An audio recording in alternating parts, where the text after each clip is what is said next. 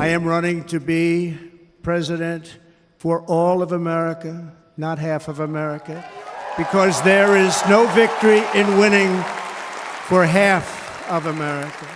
I will tell you exactly what happened, and you'll never hear it from me a second time because it's actually too painful to tell. A little bit further turn, which I'm very lucky I didn't do, when I heard a loud whizzing sound and felt something hit me really, really hard on my right ear. There was blood pouring everywhere, and yet, in a certain way, I felt very safe because I had God on my side. Friends, delegates, and fellow citizens, I stand before you this evening with a message of confidence, strength, and hope. 4 months from now, we will have an incredible victory, and we will begin the 4 greatest years in the history of our country.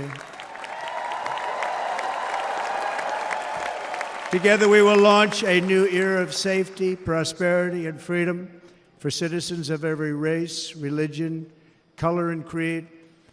The discord and division in our society must be healed. We must heal it quickly.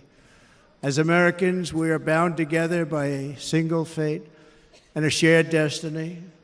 We rise together or we fall apart.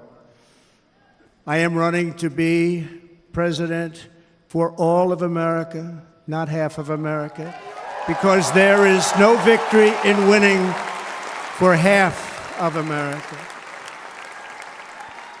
So tonight, with faith and devotion, I proudly accept your nomination for President of the United States.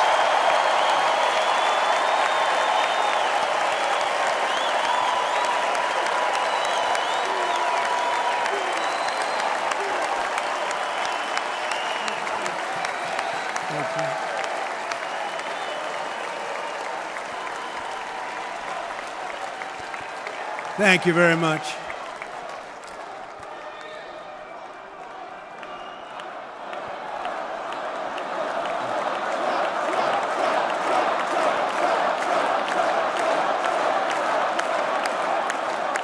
Thank you very much. And we will do it right. We're going to do it right. Let me begin this evening by expressing my gratitude to the American people for your outpouring of love and support following the assassination attempt at my rally on Saturday.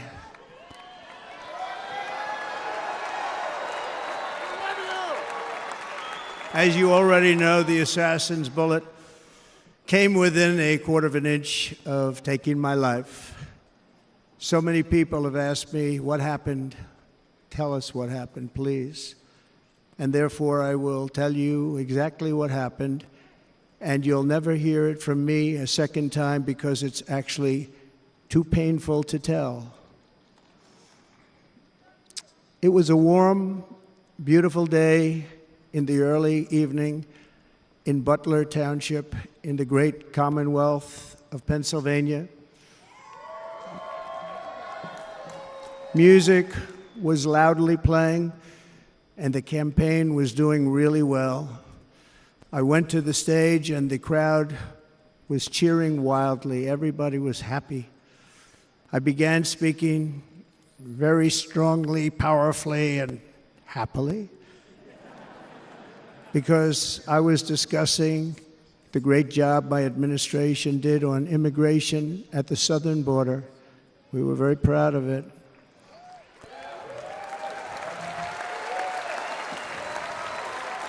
Behind me and to the right was a large screen that was displaying a chart of border crossings under my leadership. The numbers were absolutely amazing. In order to see the chart, I started to, like this, turn to my right and was ready to begin a little bit further turn, which I'm very lucky I didn't do, when I heard a loud whizzing sound and felt something hit me really, really hard on my right ear. I said to myself, wow, what was that? It can only be a bullet. And moved my right hand to my ear, brought it down. My hand was covered with blood, just absolutely blood all over the place. I immediately knew it was very serious, that we were under attack, and in one movement proceeded to drop to the ground. Bullets were continuing to fly as very brave Secret Service agents rushed to the stage, and they really did. They rushed to the stage.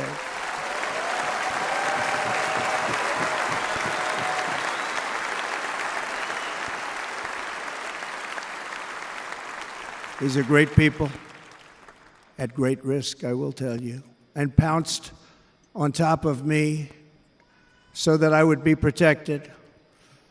There was blood pouring everywhere, and yet, in a certain way, I felt very safe because I had God on my side. I felt that.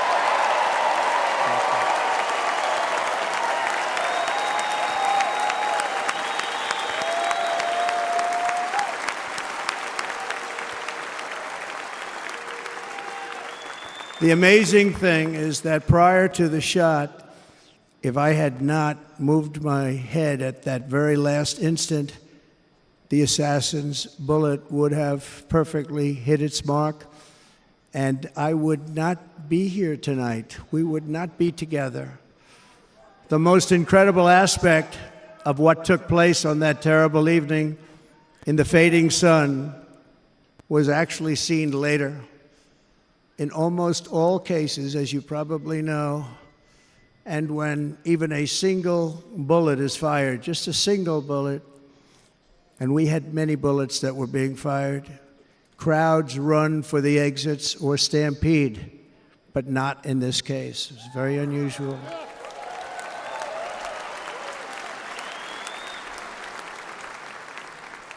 This massive crowd of tens of thousands of people stood by and didn't move an inch. In fact, many of them bravely but automatically stood up looking for where the sniper would be. They knew immediately it was a sniper, and then began pointing at him. You can see that if you look at the group behind me. That was just a small group compared to what was in front. Nobody ran, and by not stampeding, many lives were saved. But that isn't the reason that they didn't move. The reason is that they knew I was in very serious trouble. They saw it. They saw me go down. They saw the blood and thought, actually most did, that I was dead. They knew it was a shot to the head. They saw the blood. And there's an interesting statistic. The ears are the bloodiest part. If something happens with the ears, they bleed more than any other part of the body. For whatever reason, the doctors told me that. I said, why is there so much blood? He said, it's the ears. They bleed more. So we learned something, but they just, this beautiful crowd, they didn't want to leave me. They knew I was in trouble. They didn't want to leave me. And you can see that love written all over their faces. Incredible people. They're incredible people. Bullets were flying over us, yet I felt serene. But now the Secret Service agents were putting themselves in peril. They were in very dangerous territory. Bullets were flying right over them, missing them by a very small amount of inches. And then it all stopped.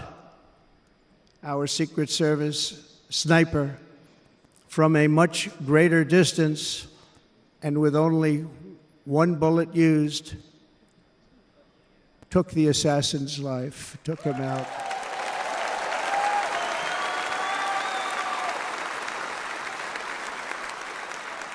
I'm not supposed to be here tonight. Not supposed to be here. No.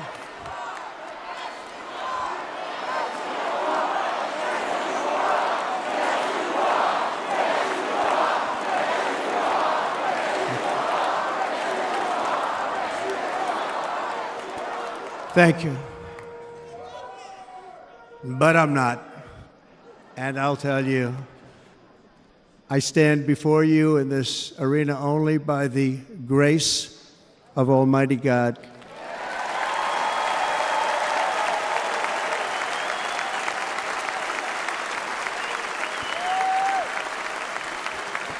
In watching the reports over the last few days, many people say it was a providential moment.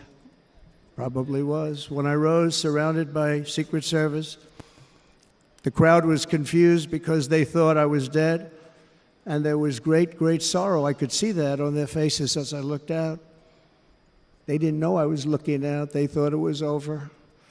But I could see it, and I wanted to do something to let them know I was okay. I raised my right arm, looked at the thousands and thousands of people that were breathlessly waiting, and started shouting, "Fight, fight, fight."